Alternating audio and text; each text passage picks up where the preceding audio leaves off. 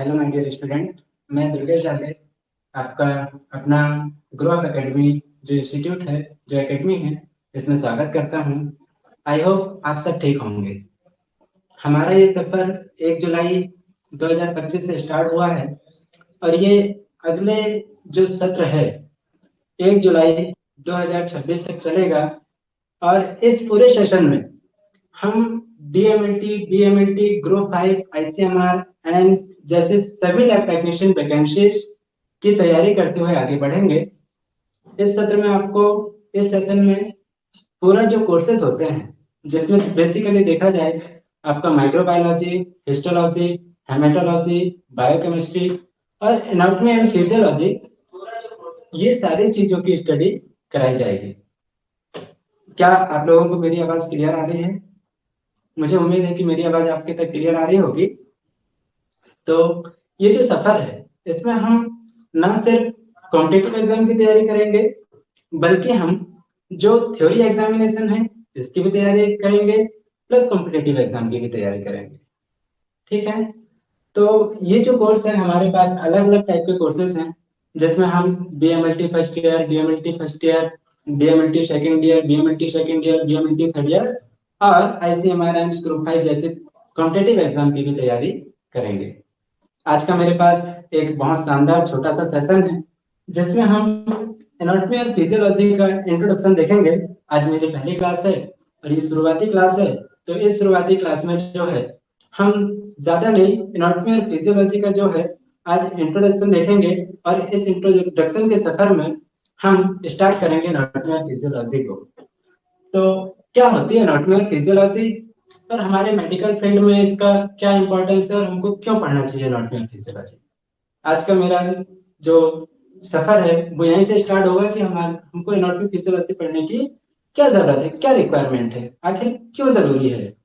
तो मैं सबसे पहले इंट्रोडक्शन से स्टार्ट करता हूँ एनाटॉमी और फिजियोलॉजी की।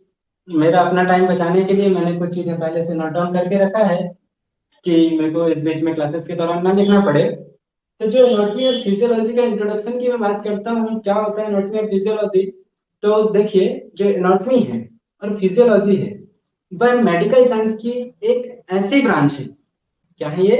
मेडिकल साइंस की एक ऐसी ब्रांच है जो आपस में दोनों एक दूसरे से इंटरकनेक्टेड है।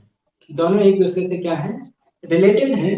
जिसमें हम स्ट्रक्चर और फंक्शन दोनों की स्टडी करते हैं। किसकी स्टडी करते हैं? स्ट्रक्चर और फंक्शन दोनों की स्टडी करते हैं। तो सर, हम किसके फंक्शन और किसके स्ट्रक्चर की स्टडी करते हैं? तो एनाटॉमी और फिजियोलॉजी के अंतर्गत हम मेडिकल साइंस की ब्रांच में ह्यूमन बॉडी के स्ट्रक्चर और उसके फंक्शन की स्टडी करते हैं। किसकी स्टडी करते हैं? इसमें हम ह्यूमन बॉडी के स्ट्रक्चर और उसके फंक्शंस की स्टडी करते हैं। क्या आपको ये क्लियर है?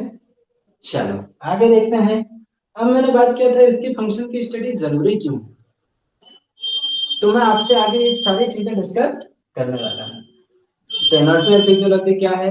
सीधे शब्दों में अगर बोलूं तो एनाटॉमी और फिजियोलॉजी जो है, वो दोनों एक दूसरे के इंटरकनेक्टेड ब्रांच हैं। मेडिकल साइंस की वह ब्रांच है जिसके अंतर्गत हम स्ट्रक्चर, किसके स्ट्रक्चर? ह्यूमन बॉडी के स्ट्रक्चर और उसके फंक्शंस की स्टडी करते हैं, और उसे ही क्या कहते हैं?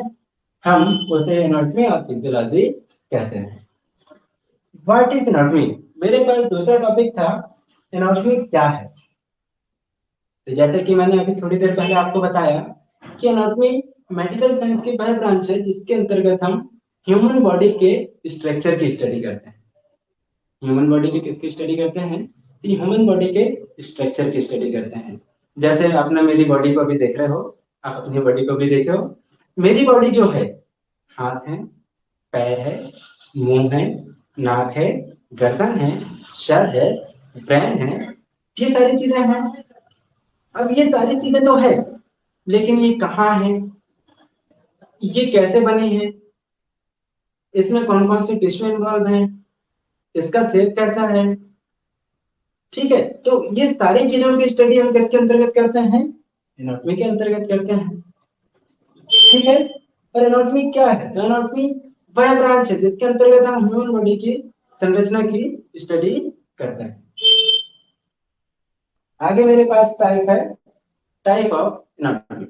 मेरे पास दूसरा टॉपिक क्या है, टाइप ऑफ एनाटॉमी। एनाटॉमी के कुछ टाइप होते हैं। बेसिकली जब मैंने कुछ टाइप मेंशन करके रखा है, जैसे gross anatomy, microscopic anatomy, developmental anatomy और कॉम्परेटिव एनाटॉमी। एनाटॉमी के क्या है, कुछ टाइप है बेसिकली, मतलब एनाटॉमी की स्टडी करने के हिसाब से उसको अलग अलग टाइप में हमने क्या कर दिए, डिवाइड कर दिए। जैसे कि एनाटॉमी मतलब मेरी बॉडी की पूरी स्टडी को मैंने क्या बोला, ह्यूमन एनाटॉमी। मेरी बॉडी की पूरी स्टडी को मैंने क्या बोल दिया, ह्यूमन एनाटॉमी बोल दिया। अब ह्यूमन एनाटॉमी को भी जो थे हमने अलग अलग टाइप में क्या कर दिए, क्लासिफाई कर दिए, अलग अलग टाइप में डिफरेंशिएट कर दिए। किस हिसाब से कि उनका स्टडी करने का तरीका क्या है। जैसे मैंने सबसे ऊपर बात किया था ग्रॉस एनाटॉमी की, किसकी बात किया था मैंने, ग्रॉस एनाटॉमी की। ग्रॉस एनाटॉमी का मतलब होता है वो एनाटॉमी जिसके अंतर्गत हम ह्यूमन बॉडी के वो स्ट्रक्चर की स्टडी करते हैं जिन्हें हम अपनी खुली आंख से देख सकते हैं। आपको समझ में आया, ग्रॉस एनाटॉमी के अंतर्गत हम किसकी स्टडी कर रहे हैं, ग्रॉस एनाटॉमी के अंतर्गत ह्यूमन बॉडी के हम उन स्ट्रक्चर की स्टडी करते हैं जिनको हम हमारी खुली आंख से देख सकते हैं। आप गैसिंग कर सकते हो कि ह्यूमन बॉडी के कौन कौन से स्ट्रक्चर आप अपनी खुली आंख से देख सकते हैं। जैसे हम हमारी आई को खुली आंख से देख सकते हैं, या हमारे ब्रेन हमारा खुली आंख से देख सकता है, बॉडी की स्किन हमारी खुली आंख से देख सकते हैं, स्टमक हम खुली आंख से देख सकते हैं, हार्ट हम खुली आंख से देख सकते हैं। मतलब बॉडी के जितने भी लार्ज ऑर्गन हैं जिनको हम किसके अपनी खुली आंखों से, मतलब जिन्हें देखने के लिए कोई भी अलग इंस्ट्रूमेंट की जरूरत नहीं होती, वो सभी किसके अंतर्गत आते हैं, ग्रॉस एनाटॉमी के अंतर्गत आते हैं। क्या आपको यहाँ तक समझ में आया? मेरे को पूरी उम्मीद है कि आपको यहाँ तक ग्रॉस एनाटॉमी क्या होती है इतना तो पता चला होगा। आगे आइए हम बात करते हैं माइक्रोस्कोपिक एनाटॉमी की। किसकी बात कर रहे हैं हम, माइक्रोस्कोपिक एनाटॉमी की बात कर रहे हैं। और माइक्रोस्कोपिक एनाटॉमी का मतलब होता है वो एनाटॉमी या एनाटॉमी की वह सब ब्रांच जिसके अंतर्गत हम ह्यूमन बॉडी के ऐसे स्ट्रक्चर की स्टडी करते हैं जो हमको हमारी खुली आंख से दिखाई नहीं देते। और हमारी बॉडी का ऐसा स्ट्रक्चर जो हमको हमारी खुली आंख से दिखाई नहीं देता, आप अच्छे से गैसिंग कर सकते हो, वो स्ट्रक्चर होता है हमारी बॉडी की सेल्स और हमारी बॉडी के टिश्यू। बेसिकली आप सभी जानते हैं कि ह्यूमन बॉडी जो है उसका सब यूनिट या जो सबसे छोटी यूनिट, जो स्मॉलेस्ट यूनिट जो है वो क्या है, सेल। और आप सभी जानते हैं कि जो सेल्स होती हैं वो माइक्रोस्कोपिक होती हैं और इन्हें हमारी खुली आंख से नहीं देख सकते। आपने अभी हिस्टोलॉजी पढ़े होंगे फर्स्ट ईयर में, सेकंड ईयर में, थर्ड ईयर में साइटोलॉजी पढ़े होंगे। तो आप जब इनकी स्टडी करते थे तो आप एक ही चीज याद कर रहे थे कि जब इनको देखना होता है तो हम इसकी माइक्रोस्कोपी करते हैं, और माइक्रोस्कोपी करते हैं तो माइक्रोस्कोपी करने के दौरान हम क्या करते हैं, स्कैनिंग करते हैं, उसके बाद माइक्रोस्कोपी करते हैं, उसके बाद ही हम इनको क्या कर पाते हैं, देख पाते हैं। तो माइक्रोस्कोपिक एनाटॉमी का मतलब ऐसी एनाटॉमी या एनाटॉमी की सब ब्रांच, ऐसी सब ब्रांच जिसके अंतर्गत हम किसकी स्टडी करते हैं, जिसके अंतर्गत हम ह्यूमन बॉडी की ऐसे स्ट्रक्चर की स्टडी करते हैं जो हमको हमारी खुली आंख से दिखाई नहीं देते, जिनको देखने के लिए कोई ऐसा इंस्ट्रूमेंट की रिक्वायरमेंट होती है जो हमको उसका इमेज को बड़ा करके, एनलार्ज करके दिखाता है। तो उसे हमने क्या बोले, माइक्रोस्कोपिक एनाटॉमी। आगे मैं बात करता हूं डेवलपमेंटल एनाटॉमी। आपको, मेरे को पूरी पूरी उम्मीद है कि ग्रॉस एनाटॉमी और माइक्रोस्कोपिक एनाटॉमी समझ में आई होगी। ह्यूमन बॉडी की में दो भी स्ट्रक्चर है, एक कौन सा है जो हमको खुली आंख से दिखाई देता है, एक कौन सा है जो हमको माइक्रोस्कोप के द्वारा देखना पड़ता है। जैसे हमारी सेल्स मिलकर टिश्यू बनाती है, टिश्यू मिलकर ऑर्गन बनाते हैं, ऑर्गन मिलकर सिस्टम बनाते हैं, सिस्टम मिलकर पूरी बॉडी बनाते हैं। मैं अभी आगे चल के सिस्टम का भी डिस्कशन करूंगा आपके साथ। तो आइए मैं बात करता हूँ डेवलपमेंटल एनाटॉमी। और डेवलपमेंटल एनाटॉमी का मतलब वह एनाटॉमी या ह्यूमन बॉडी का वह स्ट्रक्चर या वह एनाटॉमी जो ह्यूमन बॉडी की डेवलपमेंट को दिखाती है। ह्यूमन बॉडी बनती कैसी है, उसकी डेवलपमेंट क्या प्रोसेसिंग है उसके डेवलप होने की, इसको बताना। आप सबने जो है रिप्रोडक्टिव सिस्टम आई थिंक पहली क्लास में पढ़े होंगे। और अगर आपने पढ़े होंगे तो आपको पता है कि मेल गैमेट होता है, एक फीमेल गैमेट होता है। जब दोनों गैमेट्स आपस में फ्यूज होते हैं तो एक जायगोट बनता है। जब मेल गैमेट और फीमेल गैमेट दोनों मिलते हैं और उसके बाद जायगोट बनता है, वो जायगोट आगे की स्टेज में डेवलप होता है, ब्लास्टोला, ब्लास्टोला, ये जो स्टेज होती है उसकी मोरुला, ब्लास्टुला, गैस्टुला जो स्टेज होती है, इस स्टेज में ये डेवलप होते हुए अगले स्टेज में पहुंचता है और ये इन्फेंट में पहुंचता है, उसके बाद एक न्यूबॉर्न बेबी बनता है। तो इस स्टेज में जाने में, इसको डेवलपमेंट होने में कई सारी प्रोसेस को आगे गुजरना होता है, कई सारे टाइम चेंजेस उसमें होते हैं और कई सारे विकास इसमें होते हैं, और इसी विकास की स्टडी को हम किसके अंतर्गत करते हैं? स्टडी डेवलपमेंटल एनाटॉमी के अंतर्गत करते हैं। क्या आपको डेवलपमेंटल एनाटॉमी समझ में आई?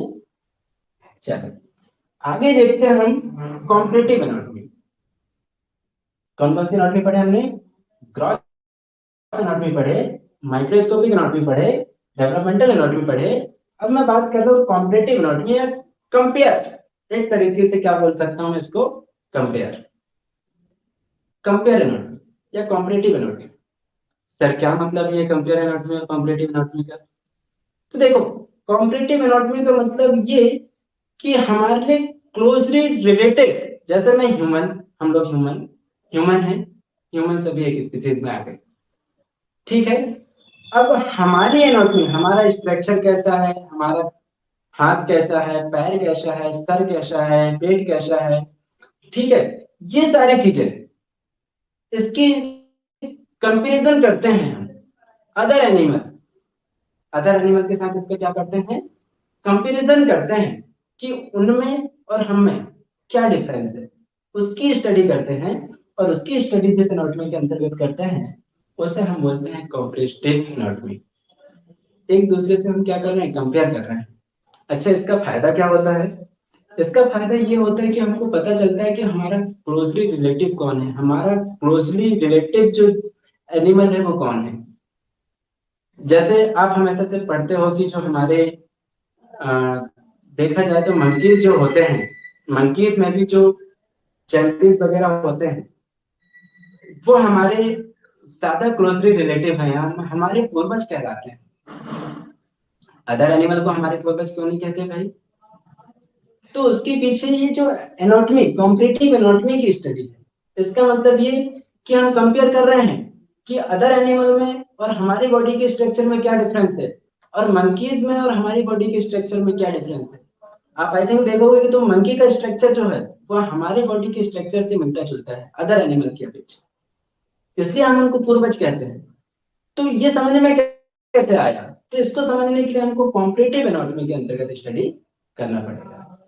तो मुझे पूरी उम्मीद है कि जो एनाटॉमी है इसका थोड़ा सा डिटेल तो मैंने अभी नहीं बताया, लेकिन थोड़ा सा मैं जो समझाने की कोशिश कर रहा हूँ कि एनाटॉमी होती क्या है, कितने टाइप की होती है, और अगर इतने टाइप की होती है तो इनकी स्टडी क्यों कर रहे हैं, और अगर कर रहे हैं तो कैसे कैसे कर सकते हैं।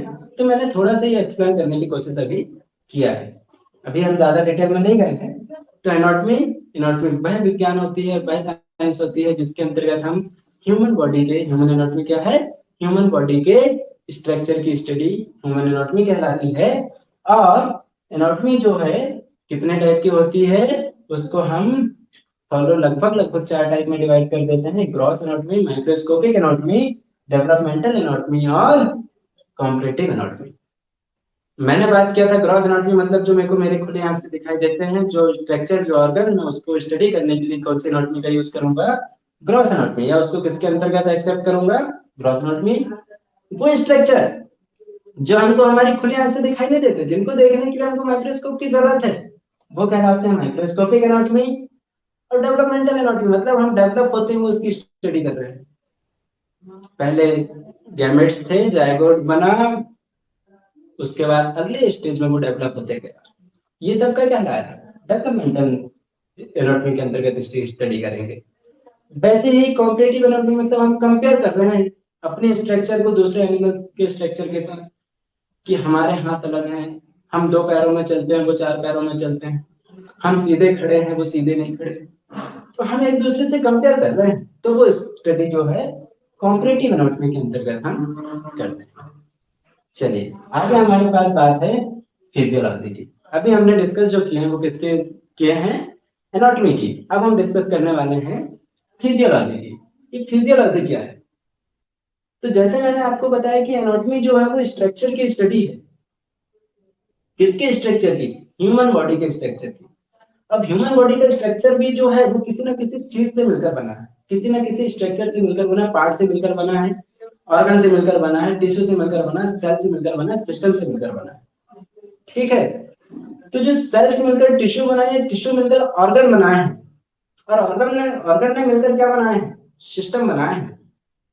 वो सिस्टम कुछ ना कुछ तो वर्किंग कर रहे हैं। प्रकृति ने हमको ये सारी चीजें फिजूल में नहीं दी। अगर प्रकृति ने हमको ये सारी चीजें दी है तो उसके पीछे कुछ ना कुछ उसका फंक्शन है। ठीक है, तो हमने एनाटॉमी के अंतर्गत तो उसके स्ट्रक्चर की स्टडी कर ली है, लेकिन उसके फंक्शन की स्टडी ही क्या कहलाता है, फिजियोलॉजी। तो मैं अगर फिजियोलॉजी को बोलने की कोशिश करूं, फिजियोलॉजी क्या है, तो लिविंग सिस्टम की जो फंक्शन होते हैं उसकी स्टडी को हम क्या है, फिजियोलॉजी कहते हैं। ठीक है, अगर मैं फिजियोलॉजी के एग्जांपल की बात करूं, तो मैं स्ट्रक्चर में आपको बताया था कि ह्यूमन बॉडी में अलग अलग सिस्टम होते हैं। ठीक, तो वो जो सिस्टम है, वो सिस्टम कौन से फंक्शन कर रहे हैं, उन सिस्टम में जो ऑर्गन है वो ऑर्गन कौन सा फंक्शन कर रहे हैं, उन सभी की स्टडी को हम क्या कहते हैं, उनके फंक्शन की स्टडी को हम क्या कहते हैं, फिजियोलॉजी कहते हैं। और ये जो फिजियोलॉजी, अगर मैं इसका एग्जांपल देने की कोशिश करूं, जैसे हार्ट है, अगर मेरे को हार्ट की स्टडी करना है, अगर एनाटॉमिकल स्टडी करना है उसकी, तो मैं कैसे करूंगा, मैं ये बोलूंगा कि हार्ट में 3 लेयर होती है, हार्ट के 4 चैम्बर होते हैं। ठीक है, हार्ट जो है वो हमारे थोरेसिक कैविटी में प्रेजेंट होता है। ये जो स्टडी कर रहे हैं हम एनाटॉमी के अंतर्गत कर रहे हैं, लेकिन हार्ट धड़कता है, हार्ट बीट करता है, हार्ट ब्लड को पंप करता है। अगर मेरे को ये स्टडी करना है तो मैं स्टडी किसके अंतर्गत करूंगा, फिजियोलॉजी के अंतर्गत करूंगा। ठीक है, और समझते हैं दूसरा एग्जांपल, मेरा ब्रेन है। ठीक है, जो मेरा ब्रेन है, अगर मैं उसकी एनाटॉमी देखूंगा तो मैं बोलूंगा ये न्यूरॉन से मिलकर बना है, ये बॉडी के सबसे अपर पार्ट में प्रेजेंट है, इसके ऊपर जो है वो हमारा पूरा क्रेनियल कैविटी उसको कवर किए हुए है, उसके ऊपर हमारी क्रेनियम बोन प्रेजेंट है, उसके नीचे अंदर अगर मैं देखूं तो उसके अलग अलग पार्ट हैं। ठीक है, मैं ये सब बातें करूंगा, लेकिन जब मैं फिजियोलॉजी की बात करूंगा तो मैं ये बात करूंगा कि ये जो स्ट्रक्चर है ये तो मैं मान गया एनाटॉमी के अंतर्गत, लेकिन ये फंक्शन क्या करता है, ये अगर इम्पल्स को जनरेट करता है तो करता कैसे है, अगर सेंस करता है तो करता कैसे है, ये एक इम्पल्स को वहां से लेके ब्रेन तक पहुंचाया और ब्रेन से लेके फिर अदर बॉडी के ऑर्गन तक पहुंचाया, तो पहुंचाया कैसे। अगर मेरे को इसकी स्टडी करना है तो ये स्टडी जो है मैं किसके अंतर्गत करूंगा, फिजियोलॉजी के अंतर्गत करूंगा। तो फिजियोलॉजी क्या होता है आपको अब समझ में आया होगा। जो स्ट्रक्चर है, अगर मैं उसके बारे में बात कर रहा हूँ, उस कैसा दिखता है, कितना बड़ा है, कितना शेप है, कितना साइज है, किससे मिलकर बना है, तो वो एनाटॉमी है। वो करता क्या है, कैसे करता है, अगर मैं उसकी स्टडी कर रहा हूं तो वो क्या है, फिजियोलॉजी है। तो मैंने बताया कि एनाटॉमी और फिजियोलॉजी क्या है, एनाटॉमी और फिजियोलॉजी मेडिकल साइंस की वह ब्रांच है जो आपस में इंटरकनेक्टेड है एक दूसरे के। ठीक है, आइए हम और आगे बात करते हैं। ठीक है, एनाटॉमी और फिजियोलॉजी में डिफरेंस, तो मैंने अभी अभी आपको एनाटॉमी और फिजियोलॉजी में डिफरेंस बताया कि एक स्ट्रक्चर को बताता है और एक उसके फंक्शन को बताता है। एनाटॉमी जो है स्ट्रक्चर को बताता है और फिजियोलॉजी जो है वो क्या बताता है, फंक्शन को बताता है। आइए और आगे बात करते हैं, importance of study anatomy and physiology. Anatomy और फिजियोलॉजी की स्टडी की इंपॉर्टेंस क्या है, मैंने पहले जिक्र किया था कि हमको क्यों पढ़ना चाहिए एनाटॉमी और फिजियोलॉजी। तो आप सभी जानते हैं हम ऐसा मेडिकल प्रोफेशन में स्टडी कर रहे हैं, मेडिकल प्रोफेशन में आगे चल के वर्किंग करेंगे, और इन वर्किंग के दौरान हमारा बहुत सारा नॉलेज जो है वो ह्यूमन एनाटॉमी में होना चाहिए। क्यों होना चाहिए, सबसे पहले डिसीज को समझने के लिए। पहला कारण क्या है, डिसीज को समझने के लिए। अगर हमको ह्यूमन बॉडी के बारे में नहीं पता, ह्यूमन बॉडी के सिस्टम के बारे में नहीं पता, ह्यूमन बॉडी की वर्किंग के बारे में नहीं पता, तो क्या हम किसी पेशेंट की या किसी व्यक्ति की बॉडी में होने वाली डिसीज के बारे में अंदाजा लगा सकते हैं, पता लगा सकते हैं, उसके कारण का पता लगा सकते हैं?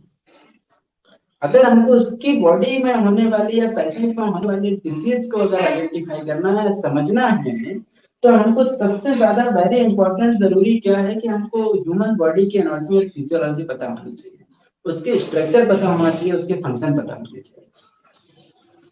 और बात करते हैं हम डायग्नोसिस। अगर डायग्नोसिस करना है, पता लगाना है और उसका ट्रीटमेंट करना है, या ट्रीटमेंट चलो हम नहीं भी कर सकते, हम मेडिकल प्रोफेशन में नहीं है, हम पैरामेडिकल प्रोफेशन में है, हम लैब टेक्नीशियन है, हम ट्रीटमेंट नहीं कर सकते, लेकिन ट्रीटमेंट कहाँ कराना है, कैसे कराना है, क्यों कराना है, क्यों जरूरी है ट्रीटमेंट, अगर ये सारी चीजें भी अगर हम देखें, तो उसके लिए हमको जरूरी है कि सबसे पहले ये पता होना चाहिए कि हम ह्यूमन एनाटॉमी और फिजियोलॉजी के अंदर क्या होना चाहिए, नॉलेज होना चाहिए। आगे मेडिकल रिसर्च, और क्यों हमको होना चाहिए जानकारी मेडिकल रिसर्च के लिए? अगर आप आगे चल के जो है किसी भी टाइप का क्या करते हो, कोई मेडिकल फील्ड में हायर एजुकेशन लेके और आगे पढ़ते हो, तो आपको इस फील्ड में आगे चल के कई सारी चीजों पे रिसर्च करने का ऑप्शन मिल सकता है, कई सारी मेडिसिन का प्रयोग करने, मेडिसिन को डेवलप करने, तैयार करने, उसका ऑप्शन आपके सामने रहता है। तो उसके लिए भी जरूरी है कि हमको जो है एनाटॉमी और फिजियोलॉजी का जो है नॉलेज होना बहुत जरूरी है। तो आई थिंक मेरे को उम्मीद है कि आपको एनाटॉमी क्या है, फिजियोलॉजी क्या है, ये समझ में आया होगा। मैंने पिछली क्लास से क्या बताया, मैंने पिछली क्लास से बताया कि एनाटॉमी क्या है। तो एनाटॉमी जो है वो मेडिकल साइंस की वह ब्रांच है जिसके अंतर्गत हम ह्यूमन बॉडी के जो है स्ट्रक्चर की स्टडी करते हैं। स्ट्रक्चर में भी क्या स्टडी करते हैं, उसका शेप क्या है, साइज क्या है, कहाँ लोकेटेड है, किससे बना है, ठीक है, ये सारी चीजें देखते हैं। और फिजियोलॉजी में हम उसी स्ट्रक्चर की वर्किंग को देखते हैं कि वो करता क्या है, करते कैसे है। तो ये जो है वो फिजियोलॉजी। बेसिकली जब हम ह्यूमन एनाटॉमी की बात करते हैं, तो ह्यूमन एनाटॉमी में ह्यूमन बॉडी को पढ़ते हैं। ह्यूमन बॉडी जो है, जब मैं ह्यूमन बॉडी की बात करता हूँ, उसके डेवलपमेंट की बात करता हूँ, तो मैं बोलता हूँ ह्यूमन बॉडी जो है वो सेल से मिलकर बनी है, और सेल बहुत ही स्मॉलेस्ट यूनिट है जो हमको खुली आंखों से दिखाई नहीं देती। सेल्स एक ही टाइप की सेल्स, एक ही टाइप की वर्किंग करने वाली सेल्स आपस में मिलकर टिश्यू बनाती हैं। और टिश्यू जो होते हैं बॉडी में बेसिकली चार टाइप के होते हैं। एपिथेलियल टिश्यू होते हैं, कनेक्टिव टिश्यू होते हैं, मस्कुलर टिश्यू होते हैं, नर्वस टिश्यू होते हैं। ये जो टिश्यू होते हैं ये आपस में कनेक्ट करके ऑर्गन बनाते हैं, और ये ऑर्गन मिलकर सिस्टम बनाते हैं, और सिस्टम मिलकर जो होता है वो एक पूरी बॉडी को बनाने का काम करते हैं। और वैसे हमारे बॉडी में जो होते हैं मेजर 11 सिस्टम जो होते हैं वर्किंग करते हैं। हमारी बॉडी में मेजर कितने सिस्टम वर्किंग करते हैं, तो हमारी बॉडी में मेजर जो होते हैं वो 11 सिस्टम वर्किंग करते हैं। और वो 11 सिस्टम मिलकर हमारी पूरी बॉडी की जो प्रोसेस होती है, हमारी पूरी प्रोसेस को मेंटेन करके चलते हैं। जिसमें भी पहला जो हमारा सिस्टम होता है, अभी मैं अगर उसके बारे में बताने की कोशिश करूं, तो मेरे पास पहला सिस्टम है स्केलेटन सिस्टम, जो ह्यूमन बॉडी में ह्यूमन बॉडी को सपोर्ट प्रोवाइड करता है और ह्यूमन बॉडी की स्ट्रक्चर बनाने में बहुत ही इंपॉर्टेंट रोल प्ले करता है। अगर ये जो स्केलेटन सिस्टम ना हो, तो हमारी बॉडी ऐसे वर्टिकली कभी खड़ी हो ही नहीं सकती। हमारी बॉडी एक फुटबॉल के समान गोल हो जाएगी। हमारी बॉडी को अगर वर्टिकली सपोर्ट प्रोवाइड करके रखा है, खड़े करके रखा है, और हमको जो मूवमेंट करने का, वर्किंग करने का जो अगर सपोर्ट प्रोवाइड करता है, तो वो कोई है, तो वो हमारा बॉडी का स्केलेटल सिस्टम होता है। और एनाटॉमी फिजियोलॉजी के अंतर्गत हम इन्हीं सिस्टम्स की जो होते हैं स्ट्रक्चर और इन्हीं को बनाने वाले ऑर्गन और इनके फंक्शन की स्टडी करते हैं। वैसे मेरे पास दूसरा सिस्टम देखो, मस्कुलर सिस्टम। ये जो मस्कुलर सिस्टम होता है, ये जो होता है स्केलेटल सिस्टम के साथ आपस में इंटरकनेक्टेड होता है। स्केलेटल सिस्टम के ऊपर के साइड ये प्रेजेंट होता है और ये हमारी बॉडी को सपोर्ट प्रोवाइड करने में मोस्ट इंपॉर्टेंट रोल प्ले करता है। वैसे सर्कुलेटरी सिस्टम भी बहुत ही इंपॉर्टेंट है, क्योंकि ये हमारी बॉडी को एनर्जी और वेस्ट प्रोडक्ट एक जगह से दूसरी जगह ट्रांसपोर्ट करने में बहुत इंपॉर्टेंट रोल प्ले करता है।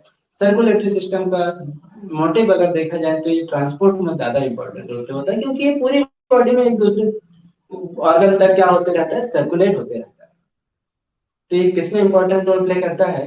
तो ये जो बेसिकली सर्कुलेशन में इंपॉर्टेंट रोल प्ले करता है, ट्रांसपोर्ट करने में, एक चीज को दूसरी जगह ले जाने में, बेसिकली न्यूट्रिशन और वेस्ट प्रोडक्ट जो होते हैं उनको एक दूसरे से ट्रांसफर करने में जो है इंपॉर्टेंट रोल प्ले करता है।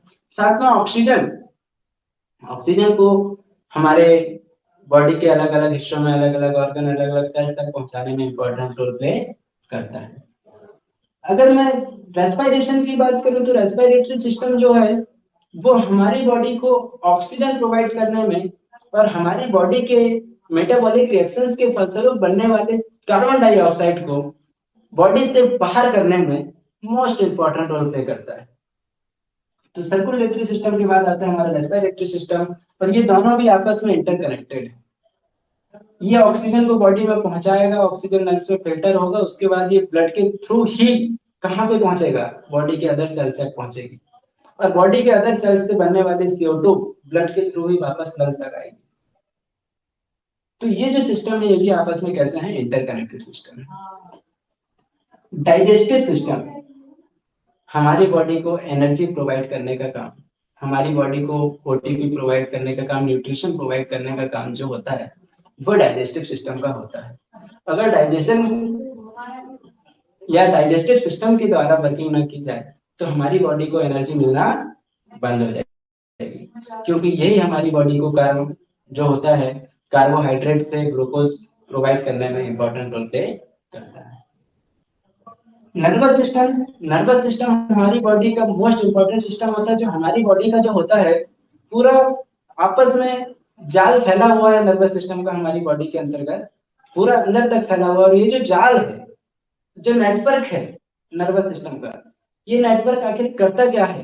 तो ये नेटवर्क अलग अलग ऑर्गन, अलग अलग सेल्स, अलग अलग एरिया से जो इम्पल्स होते हैं उनको रिसीव करके ब्रेन तक पहुंचाने का काम करता है, और ब्रेन से निकलने वाले इम्पल्स को उन ऑर्गन तक पहुंचाने का काम करता है। तो इसमें जो है हमारा nervous system most important role play करता है। वैसे अगर मैं बात करता हूँ एंडोक्राइन सिस्टम, तो एंडोक्राइन सिस्टम भी जो है वो भी बेसिकली हमारी बॉडी के अलग अलग सिस्टम को रेगुलेट करने के लिए बहुत जरूरी होता है। जैसे नर्वस सिस्टम जो होता है जो हमारे डाइजेस्टिव सिस्टम होते हैं, जो हमारे रिप्रोडक्टिव सिस्टम होते हैं, इसको अगर रेगुलेट करने का काम करता है तो वो जो होता है वो होता है हमारा एंडोक्राइन सिस्टम।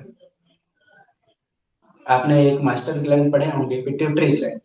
ये पिट्यूटरी ग्लैंड से निकलने वाले हार्मोन्स जो होते हैं ये अलग अलग ग्लैंड में पहुंचते हैं और अलग अलग ग्लैंड में उनको रेगुलेट करते हैं, उनके हार्मोन्स को रेगुलेट करते हैं। और ये जो अलग अलग ग्लैंड से जो हार्मोन्स निकलते हैं ये अलग अलग सिस्टम में पहुंच के उनकी वर्किंग को रेगुलेट करते हैं। वैसे ही अगर मैं आगे बात करूं यूरिनरी सिस्टम, तो ये बॉडी में बनने वाले वेस्ट प्रोडक्ट यूरिन, इनको बॉडी से बाहर करने में रिस्पॉन्सिबल होते हैं। ब्लड को फिल्टर करके जो वेस्ट प्रोडक्ट बनता है मेटाबॉलिक रिएक्शंस के फलस्वरूप, इन वेस्ट प्रोडक्ट को बॉडी से बाहर करने में जो इंपॉर्टेंट रोल प्ले करता है वो रोल प्ले करता है यूरिनरी सिस्टम। आगे मेरे पास है रिप्रोडक्टिव सिस्टम। रिप्रोडक्टिव सिस्टम जो है वो एक ऐसा सिस्टम है जो एक न्यू जीव की उत्पत्ति, न्यू बेबी की उत्पत्ति करने में रिस्पॉन्सिबल होता है, और इस सिस्टम के द्वारा हम अपने ही समान एक न्यू संतान को जन्म दे सकते हैं या देते हैं। इसके अलावा हमारे पास होता है इंटीग्रेटरी सिस्टम। ये जो सिस्टम है इस सिस्टम के अंतर्गत हम हमारी बॉडी की जो स्किन होती है, जो हेयर होते हैं, जो नेल होते हैं, जो हमारे बॉडी को कवर किए होते हैं, ढके हुए होते हैं, इन सारे ऑर्गन्स की जो स्टडी है हम इस सिस्टम के अंतर्गत करते हैं। और हमारे पास लास्ट बचता है लिम्फेटिक सिस्टम, या इसी सिस्टम को हम इम्यून सिस्टम भी कहते हैं। लास्ट कौन सा सिस्टम बचता है हमारे पास? Lymphatic system. और इसी सिस्टम को हम इम्यून सिस्टम भी कहते हैं। और इम्यून सिस्टम या लिम्फेटिक सिस्टम हमारी बॉडी को जो है बीमारियों से बचाने में बहुत 100% इंपॉर्टेंट रोल प्ले करता है। आप जानते हो कि हमारे पास एवरीवेयर माइक्रो ऑर्गेनिज्म होते हैं, लेकिन क्या सारे माइक्रो ऑर्गेनिज्म हमारी बॉडी को इन्फेक्शन कर पाते हैं? हमारी बॉडी को सारे माइक्रो ऑर्गेनिज्म इन्फेक्शन नहीं कर पाते। अच्छा, क्यों नहीं कर पाते? तो उसके पीछे का कारण है कि हर ह्यूमन में, हर जीव में एक उसका इम्यून सिस्टम होता है। इम्यून सिस्टम होता है। इम्यून सिस्टम क्या होता है? प्रतिरक्षा तंत्र। प्रतिरक्षा तंत्र का मतलब है रोगों से लड़ने का अपने अंदर क्षमता, रोगों से लड़ने का क्षमता। ठीक है, रोगों से लड़ने की क्षमता को हम क्या कहते हैं? इम्यून सिस्टम कहते हैं, डिफेंस मैकेनिज्म। ठीक है, मतलब जब कोई माइक्रो ऑर्गेनिज्म हमारी बॉडी के अंदर एंटर करता है तो हमारी बॉडी की सेल्स उस माइक्रो ऑर्गेनिज्म को पहचानती है, और जब हमारी बॉडी की सेल्स उस माइक्रो ऑर्गेनिज्म को पहचानती है तो उसके खिलाफ एंटीबॉडी बना के उस माइक्रो ऑर्गेनिज्म को किल करने का काम करती है। आगे चल के जब हम ये सिस्टम पढ़ेंगे बारी बारी से, तो बहुत डिटेल में एकदम इजी लैंग्वेज में समझते हुए हम आगे बढ़ेंगे।